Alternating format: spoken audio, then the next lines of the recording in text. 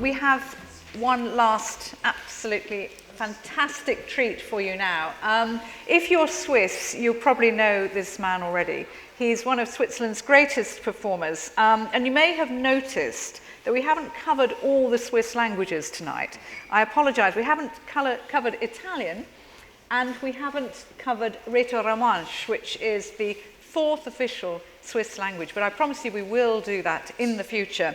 But what we have got instead is one of Switzerland's most exciting storytellers and performers, and he's going to be reading from his best-selling debut novel. He's written a lot, but this was his first novel. It's an absolute cult novel in Switzerland. It was written in the Swiss-German dialect from Bern. It was about a Glaswegian. It was translated into the Glaswegian dialect. My head's already bursting. Ladies and gentlemen, welcome to Pedro Lenz.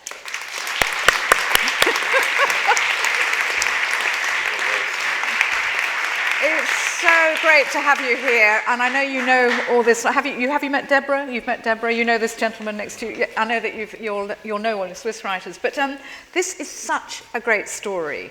And I heard you performing with your translator, Donald McLaughlin, quite a few years ago now in Solothurn. And it was so great. And even though I don't understand a single thing of Swiss German or the Bernese dialect, it was just so wonderful to listen to that language. Now, tell us how this book came to, because you write in what they call the vernacular. And you perform in the vernacular. You're part of a group, I think, of performers as well. Tell us about that.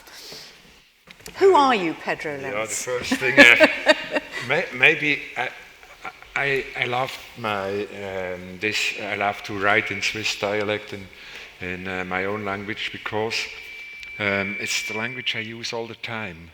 And in Switzerland, Pedro said already that people think that Switzerland is or something very special or very, very on a good level or something miserable, but no one thinks that it's something normal. And the same thing is with the Swiss dialect. There are people who think this is a language from God and intranslatable, because when this book was translated, most of Swiss colleagues told me, but you can't translate Swiss German. I said, why? But they have the idea that it's a very special language, and then are others who think that it's not a language. And what do you do? Do you sort of beat them up then? No, I just say... so I'm taller than you. You know, there was even a Swiss university professor writing in an article that you can't do literature with this language because the language is too poor. It's has not all the words you need to make literature. Then I asked this professor later on a talk if there's if he knows a subject where two Swiss men speaking in their own Swiss German have to change the language to go on in the conversation. And it's impossible to think about that in a language you have to change a language to say what you have to say. But the interesting thing is, what you do as well, is that you don't write about big cities, you write about small towns, villages. And again, this is a very Swiss thing, isn't it, too? I mean, it's, there's so... I'm not sure, because, Rosie, London for me is, my size of a city is about 15,000 people. That's where I was. It's a big city, right? Yeah, in Switzerland. I grew up in Langenthal. It's about 15,000 people. Then now I'm living in Olten. It's about the same size. And then people say to me, "But how can you go to London? You are always talking about these small cities." And I say, London is maybe 100 times Langenthal, or Glasgow, where I used to be, is about 10 times or 20 times Langenthal. I think that's just my size. And if I had to stay in London for 2 years, for example, I would build my Langenthal in an area with 50,000 people. Do you think we all build our own Langenthals, though? That's what I think. Yeah. Because I was in New York, and then if you're in Manhattan and you ask someone about an address or how to take the subway to go to Coney Island, nobody can tell you because they all stay in their own area. So true. Only the tourists are traveling all the time. Now, you're going to perform for us, Impossible. You're going to read from this wonderful. Just tell us a little bit about the story, because it's an amazing story of how you actually came to write this as well. Because you lived in Glasgow for 6 months, was it? Exactly. You lived in Glasgow 6 months, and you researched Glasgow in order to write this book in the Swiss dialect. Right. Why? No, I was. When I arrived in Glasgow, the hospitality was fantastic, and Scottish people are have a great hospitality. Maybe all British, I don't know, but in Scotland I really felt it. And then I knew a lot of Scottish writers, and several of them, like for example Tom Leonard or James Kelman, they write an English with dialectal or they do, yes. James Kelman's very for example, the dialogues are written in a Scottish way. So they asked me, why don't you write in your dialect? And I said, there's no tradition, and there's no orthography, and I don't know, maybe there's not enough people who can read it. And they said, how many people are you? And I said, maybe Swiss German people, we are maybe 4 or 5 millions. And then they that's said, a population of what, 8 million? Yeah, the whole country. And then they said, 4 millions or 5 millions, that's our Scottish population, that's the population of Finland, there are so many countries who are smaller, or communities who are smaller, so 5 millions, it's enough to write. So they encouraged me to do it.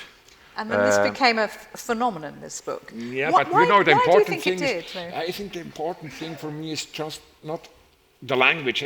I'm not a fan of Swiss language or something.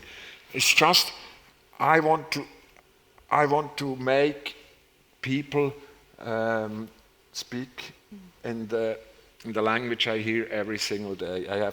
I'm surrounded with. Maybe if I would stay 30 years here, I would try to write in English. I would have to improve, but you are a linguist, because you speak Spanish. You studied Spanish, didn't you? And Italian and French and German and English. But not English. No, it's very, very good. We're all ashamed in this country of how badly we speak languages. But so, you're a linguist, and you know about the musicality of language and so on too, and that's very evident when I hear you read too. So I think that must be the trick, because this was made into a film as well, and then it was translated back into German, exactly, and French, and then in about 10 languages. Amazing. Now we're going to have a special little performance of this, and we're not going to translate the whole thing. It's going to be read in Swiss German. But first of all, you're going to have a little bit of a taster of I was going to say the English, but it's not the English. It's the Glaswegian dialect. And there's only one person I know who has. My husband Max has a genetic link with Glasgow. His father was from Glasgow, so that's all I can do. I can only offer you, but Max is a fantastic broadcaster, so...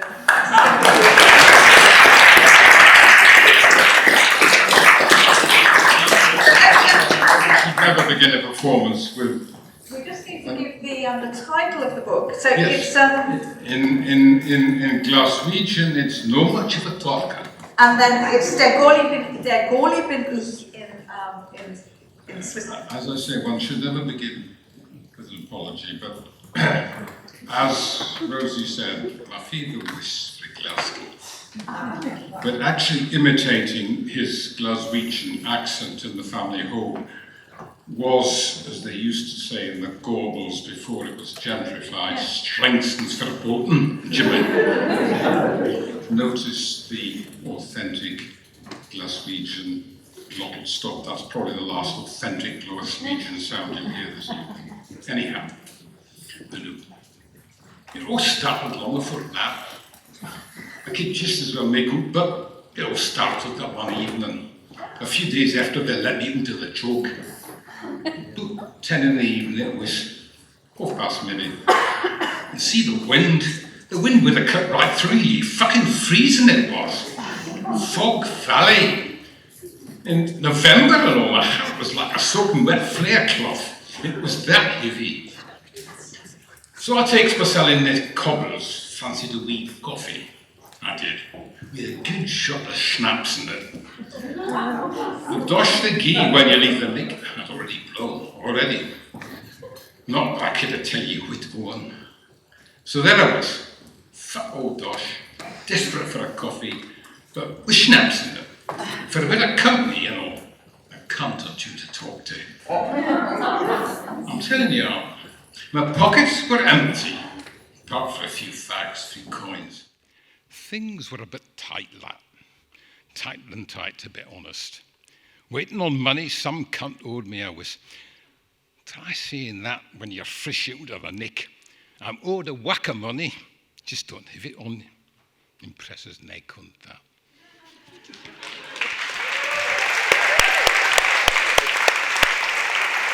Thank you to Max Easterman, and now Pedro Lenz.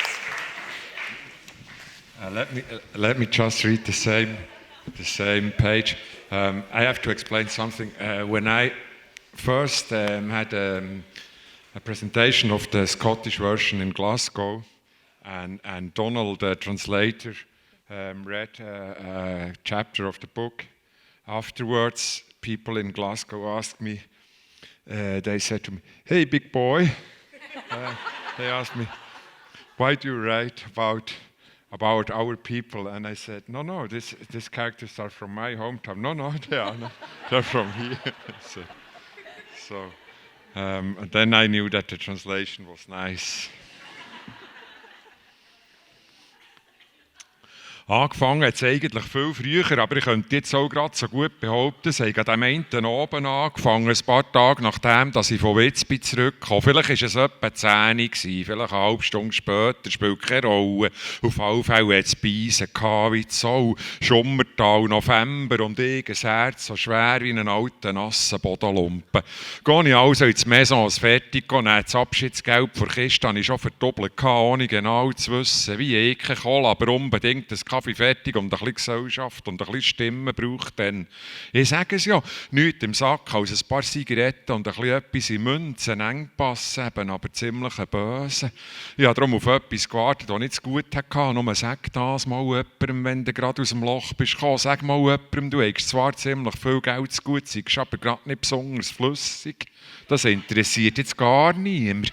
Also, wie gesagt, ich habe ins Maison einen Kaffee fertig bestellt, fragt mich die Regula, ob ich es zahlen könnte. Keine schlechte Frage, wenn man überlegt.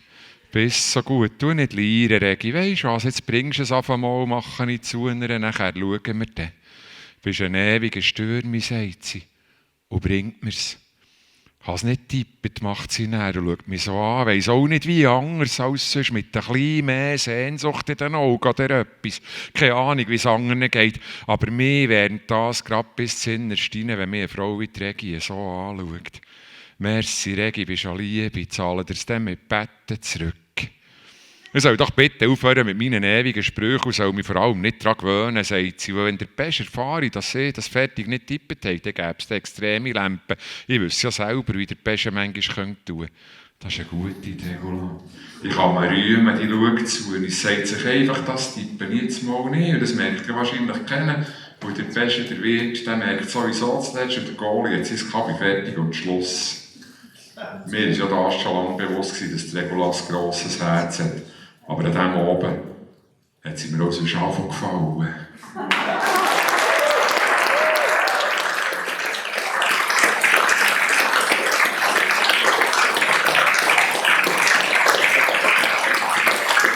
Thank you so much to Pedro Lenz, thank you to Pedro Stam, thank you to Deborah Levy, and thank you to Nicolas Verdun, Monique Schwitter, Charles Bois, and where are we? Alain is here at the front, Alain de Botton. Thank you so much.